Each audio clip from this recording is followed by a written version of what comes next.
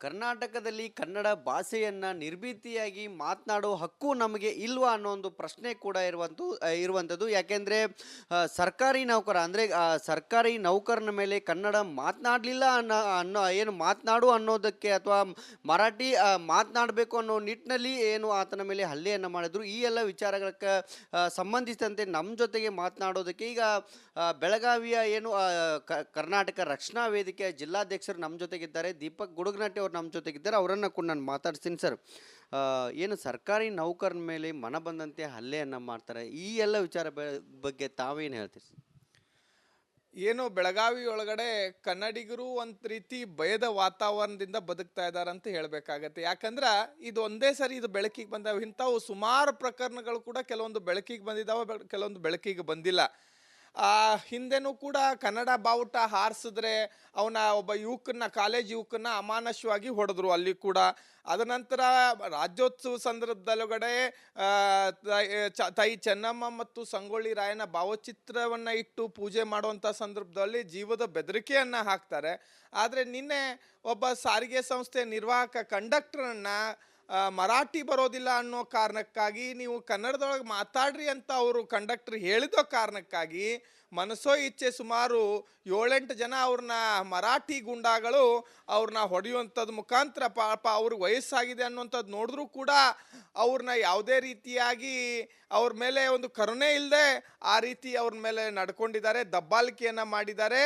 ಆದರೆ ಸರ್ಕಾರಗಳು ಯಾಕೆ ಈ ರೀತಿ ಕಣ್ಣು ಮುಚ್ಕೊಂಡು ಕೂತಿದೆ ಅನ್ನೋಂಥದ್ದು ಗೊತ್ತಾಗ್ತಾ ಇಲ್ಲ. ಹಿಂದೆ ಇರೋ ಸರ್ಕಾರ, ಈಗಿನ ಸರ್ಕಾರ, ಇವ್ರಿಗೆ ಅತ್ಯಂತ ಕಠಿಣ ಶಿಕ್ಷೆ ಆಗ್ತಾ ಇಲ್ಲ ಸರ್. ಅದೇ ಕನ್ನಡ ಹೋರಾಟಗಾರರು ಬೀದಿಗೆ ನಿಂತ್ಕೊಂಡು ಹೋರಾಟ ಮಾಡಿದ್ರೆ ಅವ್ರ ಮೇಲೆ ಕೇಸನ್ನು ಹಾಕ್ತೀರಿ, ಅವ್ರನ್ನ ಜೈಲಿಗಟ್ಟುವಂಥ ಕೆಲಸ ಮಾಡ್ತೀರಿ, ಅವ್ರನ್ನ ರೌಡಿ ಶೀಟರ್ ಅಂತ ಮಾಡ್ತೀರಿ. ಆದರೆ ಇವತ್ತು ಇಲ್ಲಿ ಮಹಾರಾಷ್ಟ್ರ ಏಕೀಕರಣ, ಶಿವಸೇನೆ, ಮರಾಠಿ ಗೂಂಡಾಗಳು ಭಾರಿ ಒಂದು ಗೂಂಡಾ ಪ್ರವೃತ್ತಿಯಿಂದ ಮಾಡ್ತಾ ಇದ್ದಾರೆ. ಕನ್ನಡಿಗರನ್ನ ಎಲ್ಲಿ ನೋಡ್ದಲ್ಲಿ ಮನಸೋ ಇಚ್ಛೆ ಥಳಿಸುವಂಥ ಕಾರ್ಯ ಮಾಡ್ತಾ ಇದ್ದಾರೆ. ಆದರೆ ಯಾಕೆ ಸರ್ಕಾರಗಳು ಇಂಥವ್ರ ಮೇಲೆ ಕಠಿಣ ಕ್ರಮವನ್ನು ತಗೊಳ್ತಿಲ್ಲ? ಯಾಕೆ ಇವ್ರ ಮೇಲೆ ಗುಂಡಾ ಕಾಯ್ದೆ ಅಡಿ ಬಂಧನ ಮಾಡ್ತಾ ಇಲ್ಲ ಅನ್ನೋಂಥದ್ದು.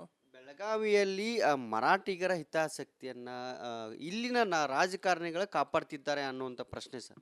ನಮಗೂ ಅದೇ ಅನುಮಾನ. ಇಲ್ಲಿಯ ಒಂದು ಬೇರೆ ಭಾಷೆಯ ವೋಟ್ ಬ್ಯಾಂಕ್ಗೋಸ್ಕರ ಜನಪ್ರತಿನಿಧಿಗಳು ಅವ್ರಿಗೆಲ್ಲೋ ಒಂದು ಕಡೆ ಅವರ ಪರವಾಗಿ ನಿಂತಿದ್ದಾರೋ ಅನ್ನುವಂಥದ್ದು ನಮಗೆಲ್ಲ ಅನುಮಾನ ಆಗ್ತಾ ಇದೆ. ಯಾಕೆ ಶಾಸಕರುಗಳು, ಜನಪ್ರತಿನಿಧಿಗಳು ಇದ್ರ ಬಗ್ಗೆ ಧ್ವನಿ ಎತ್ತಾ ಇಲ್ಲ ಅನ್ನುವಂಥದ್ದು ನಮ್ಮ ಪ್ರಶ್ನೆ ಆಗ್ತಾ ಇದೆ.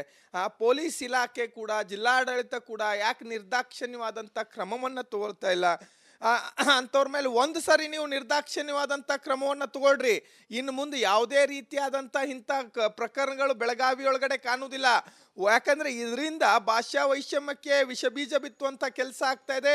ಬೆಳಗಾವಿಯ ಕಾನೂನು ಸುವ್ಯವಸ್ಥೆಗೆ ಧಕ್ಕೆ ತರುವಂಥ, ಹದಗೆಡುವಂಥ ಕೆಲಸ ಇಲ್ಲಿಯ ಮರಾಠಿ ಪುಂಡ್ರು, ಬೇರೆ ಭಾಷಿಕ ಗುಂಡಾಗಳು ಮಾಡ್ತಾ ಇದ್ದಾರೆ. ಇದಕ್ಕೆ ಜಿಲ್ಲಾಡಳಿತ, ಪೊಲೀಸ್ ಇಲಾಖೆ ಕಡಿವಾಣ ಹಾಕಬೇಕು ಅಂತ ನಮ್ಮೆಲ್ಲರ ಒತ್ತಾಯ ಆಗಿದೆ. ಕೊನೆಯದಾಗಿ ಸರ್, ಈ ಸರ್ಕಾರ ಅಥವಾ ಇಲ್ಲಿ ಬೆಳಗಾವಿ ರಾಜಕಾರಣಿ, ಜಿಲ್ಲಾಡಳಿತ, ಪೊಲೀಸ್ ಇಲಾಖೆಗೆ ತಾವೇನು ಎಚ್ಚರಿಕೆ ಕೊಡ್ತೀವಿ? ಇದೇ ಅಂತ್ಯ ಆಗಬೇಕು.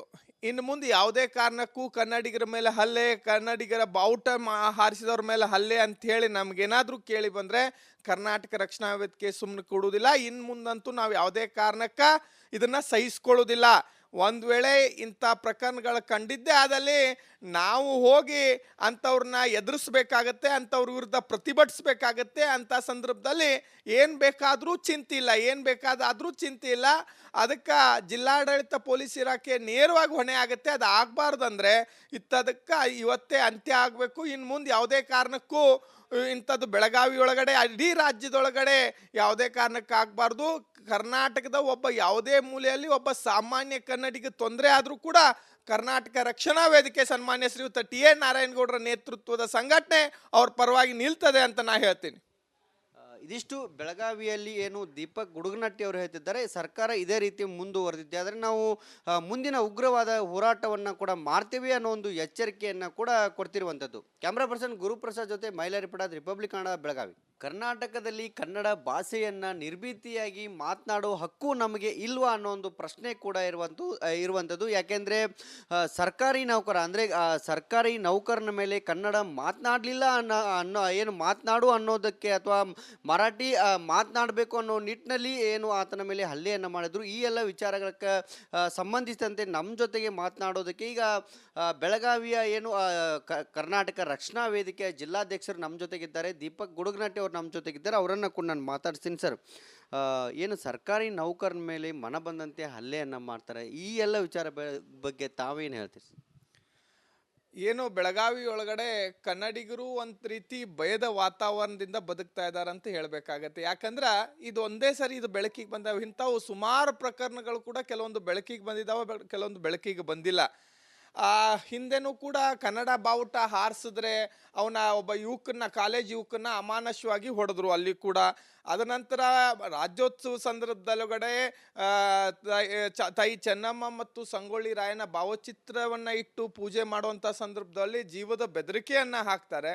ಆದರೆ ನಿನ್ನೆ ಒಬ್ಬ ಸಾರಿಗೆ ಸಂಸ್ಥೆ ನಿರ್ವಾಹಕ ಕಂಡಕ್ಟರನ್ನ ಮರಾಠಿ ಬರೋದಿಲ್ಲ ಅನ್ನೋ ಕಾರಣಕ್ಕಾಗಿ ನೀವು ಕನ್ನಡದೊಳಗೆ ಮಾತಾಡ್ರಿ ಅಂತ ಅವರು ಕಂಡಕ್ಟರ್ ಹೇಳಿದ ಕಾರಣಕ್ಕಾಗಿ ಮನಸೋ ಇಚ್ಛೆ ಸುಮಾರು 7-8 ಜನ ಅವ್ರನ್ನ ಮರಾಠಿ ಗುಂಡಾಗಳು ಅವ್ರನ್ನ ಹೊಡೆಯುವಂಥದ್ದು ಮುಖಾಂತರ ಪಾಪ ಅವ್ರಿಗೆ ವಯಸ್ಸಾಗಿದೆ ಅನ್ನುವಂಥದ್ದು ನೋಡಿದ್ರೂ ಕೂಡ ಅವ್ರನ್ನ ಯಾವುದೇ ರೀತಿಯಾಗಿ ಅವ್ರ ಮೇಲೆ ಒಂದು ಕರುಣೆ ಇಲ್ಲದೆ ಆ ರೀತಿ ಅವ್ರ ಮೇಲೆ ನಡ್ಕೊಂಡಿದ್ದಾರೆ, ದಬ್ಬಾಳಿಕೆಯನ್ನು ಮಾಡಿದ್ದಾರೆ.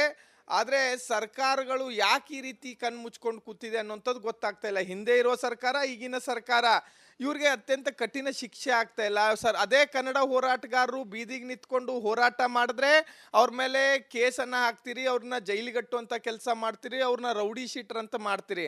ಆದರೆ ಇವತ್ತು ಇಲ್ಲಿ ಮಹಾರಾಷ್ಟ್ರ ಏಕೀಕರಣ, ಶಿವಸೇನೆ, ಮರಾಠಿ ಗೂಂಡಾಗಳು ಭಾರಿ ಒಂದು ಗೂಂಡಾ ಪ್ರವೃತ್ತಿಯಿಂದ ಮಾಡ್ತಾ ಇದ್ದಾರೆ. ಕನ್ನಡಿಗರನ್ನ ಎಲ್ಲಿ ನೋಡ್ದಲ್ಲಿ ಮನಸೋ ಇಚ್ಛೆ ಥಳಿಸುವಂಥ ಕಾರ್ಯ ಮಾಡ್ತಾ ಇದ್ದಾರೆ. ಆದರೆ ಯಾಕೆ ಸರ್ಕಾರಗಳು ಇಂಥವ್ರ ಮೇಲೆ ಕಠಿಣ ಕ್ರಮವನ್ನು ತಗೊಳ್ತಿಲ್ಲ, ಯಾಕೆ ಇವ್ರ ಮೇಲೆ ಗುಂಡಾ ಕಾಯ್ದೆ ಅಡಿ ಬಂಧನ ಮಾಡ್ತಾ ಇಲ್ಲ ಅನ್ನೋಂಥದ್ದು?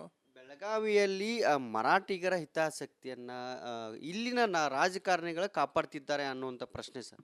ನಮಗೂ ಅದೇ ಅನುಮಾನ. ಇಲ್ಲಿಯ ಒಂದು ಬೇರೆ ಭಾಷೆಯ ವೋಟ್ ಬ್ಯಾಂಕ್ಗೋಸ್ಕರ ಜನಪ್ರತಿನಿಧಿಗಳು ಅವ್ರಿಗೆಲ್ಲೋ ಒಂದು ಕಡೆ ಅವರ ಪರವಾಗಿ ನಿಂತಿದ್ದಾರೋ ಅನ್ನುವಂಥದ್ದು ನಮಗೆಲ್ಲ ಅನುಮಾನ ಆಗ್ತಾ ಇದೆ. ಯಾಕೆ ಶಾಸಕರುಗಳು, ಜನಪ್ರತಿನಿಧಿಗಳು ಇದ್ರ ಬಗ್ಗೆ ಧ್ವನಿ ಎತ್ತಾ ಇಲ್ಲ ಅನ್ನುವಂಥದ್ದು ನಮ್ಮ ಪ್ರಶ್ನೆ ಆಗ್ತಾ ಇದೆ. ಪೊಲೀಸ್ ಇಲಾಖೆ ಕೂಡ, ಜಿಲ್ಲಾಡಳಿತ ಕೂಡ ಯಾಕೆ ನಿರ್ದಾಕ್ಷಿಣ್ಯವಾದಂಥ ಕ್ರಮವನ್ನು ತಗೊಳ್ತಾ ಇಲ್ಲ? ಅಂಥವ್ರ ಮೇಲೆ ಒಂದು ಸರಿ ನೀವು ನಿರ್ದಾಕ್ಷಿಣ್ಯವಾದಂಥ ಕ್ರಮವನ್ನು ತಗೊಳ್ರಿ, ಇನ್ನು ಮುಂದೆ ಯಾವುದೇ ರೀತಿಯಾದಂಥ ಇಂಥ ಪ್ರಕರಣಗಳು ಬೆಳಗಾವಿ ಒಳಗಡೆ ಕಾಣುವುದಿಲ್ಲ. ಯಾಕಂದರೆ ಇದರಿಂದ ಭಾಷಾ ವೈಷಮ್ಯಕ್ಕೆ ವಿಷಬೀಜ ಬಿತ್ತುವಂಥ ಕೆಲಸ ಆಗ್ತಾ ಇದೆ. ಬೆಳಗಾವಿಯ ಕಾನೂನು ಸುವ್ಯವಸ್ಥೆಗೆ ಧಕ್ಕೆ ತರುವಂಥ, ಹದಗೆಡುವಂಥ ಕೆಲಸ ಇಲ್ಲಿಯ ಮರಾಠಿ ಪುಂಡ್ರು, ಬೇರೆ ಭಾಷಿಕ ಗುಂಡಾಗಳು ಮಾಡ್ತಾ ಇದ್ದಾರೆ. ಇದಕ್ಕೆ ಜಿಲ್ಲಾಡಳಿತ, ಪೊಲೀಸ್ ಇಲಾಖೆ ಕಡಿವಾಣ ಹಾಕಬೇಕು ಅಂತ ನಮ್ಮೆಲ್ಲರ ಒತ್ತಾಯ ಆಗಿದೆ. ಕೊನೆಯದಾಗಿ ಸರ್, ಈ ಸರ್ಕಾರ ಅಥವಾ ಇಲ್ಲಿ ಬೆಳಗಾವಿ ರಾಜಕಾರಣಿ, ಜಿಲ್ಲಾಡಳಿತ, ಪೊಲೀಸ್ ಇಲಾಖೆಗೆ ತಾವೇನು ಎಚ್ಚರಿಕೆ ಕೊಡ್ತೀವಿ? ಇದೇ ಅಂತ್ಯ ಆಗಬೇಕು. ಇನ್ನು ಮುಂದೆ ಯಾವುದೇ ಕಾರಣಕ್ಕೂ ಕನ್ನಡಿಗರ ಮೇಲೆ ಹಲ್ಲೆ, ಕನ್ನಡಿಗರ ಬಾವುಟ ಹಾರಿಸಿದವ್ರ ಮೇಲೆ ಹಲ್ಲೆ ಅಂಥೇಳಿ ನಮಗೇನಾದರೂ ಕೇಳಿ ಬಂದರೆ ಕರ್ನಾಟಕ ರಕ್ಷಣಾ ವೇದಿಕೆ ಸುಮ್ಮನೆ ಕೊಡುವುದಿಲ್ಲ. ಇನ್ನು ಮುಂದಂತೂ ನಾವು ಯಾವುದೇ ಕಾರಣಕ್ಕೆ ಇದನ್ನು ಸಹಿಸ್ಕೊಳ್ಳೋದಿಲ್ಲ. ಒಂದು ವೇಳೆ ಇಂಥ ಪ್ರಕರಣಗಳು ಕಂಡಿದ್ದೇ ಆದಲ್ಲಿ ನಾವು ಹೋಗಿ ಅಂಥವ್ರನ್ನ ಎದುರಿಸ್ಬೇಕಾಗತ್ತೆ, ಅಂಥವ್ರ ವಿರುದ್ಧ ಪ್ರತಿಭಟಿಸ್ಬೇಕಾಗತ್ತೆ. ಅಂಥ ಸಂದರ್ಭದಲ್ಲಿ ಏನು ಬೇಕಾದರೂ ಚಿಂತೆ ಇಲ್ಲ, ಅದಕ್ಕೆ ಜಿಲ್ಲಾಡಳಿತ, ಪೊಲೀಸ್ ಇಲಾಖೆ ನೇರವಾಗಿ ಹೊಣೆ ಆಗುತ್ತೆ. ಅದು ಆಗಬಾರ್ದಂದ್ರೆ ಅದಕ್ಕೆ ಇವತ್ತೇ ಅಂತ್ಯ ಆಗಬೇಕು. ಇನ್ನು ಮುಂದೆ ಯಾವುದೇ ಕಾರಣಕ್ಕೂ ಇಂಥದ್ದು ಬೆಳಗಾವಿ ಒಳಗಡೆ, ಇಡೀ ರಾಜ್ಯದೊಳಗಡೆ ಯಾವುದೇ ಕಾರಣಕ್ಕೆ ಆಗಬಾರ್ದು. ಕರ್ನಾಟಕದ ಒಬ್ಬ ಯಾವುದೇ ಮೂಲೆಯಲ್ಲಿ ಒಬ್ಬ ಸಾಮಾನ್ಯ ಕನ್ನಡಿಗ ತೊಂದರೆ ಆದರೂ ಕೂಡ ಕರ್ನಾಟಕ ರಕ್ಷಣಾ ವೇದಿಕೆ ಸನ್ಮಾನ್ಯ ಶ್ರೀಯುತ ಟಿ.ಎ. ನಾರಾಯಣಗೌಡರ ನೇತೃತ್ವದ ಸಂಘಟನೆ ಅವ್ರ ಪರವಾಗಿ ನಿಲ್ತದೆ ಅಂತ ನಾ ಹೇಳ್ತೀನಿ. ಇದಿಷ್ಟು ಬೆಳಗಾವಿಯಲ್ಲಿ ಏನು ದೀಪಕ್ ಗುಡುಗನಟ್ಟಿ ಅವರು ಹೇಳ್ತಿದ್ದಾರೆ. ಸರ್ಕಾರ ಇದೇ ರೀತಿ ಮುಂದುವರೆದಿದೆ ಆದರೆ ನಾವು ಮುಂದಿನ ಉಗ್ರವಾದ ಹೋರಾಟವನ್ನು ಕೂಡ ಮಾಡ್ತೀವಿ ಅನ್ನೋ ಒಂದು ಎಚ್ಚರಿಕೆಯನ್ನು ಕೂಡ ಕೊಡ್ತಿರುವಂಥದ್ದು. ಕ್ಯಾಮ್ರಾ ಪರ್ಸನ್ ಗುರುಪ್ರಸಾದ್ ಜೊತೆ ಮೈಲಾರಿ ಪಡಾದ್, ರಿಪಬ್ಲಿಕ್ ಕನ್ನಡ, ಬೆಳಗಾವಿ.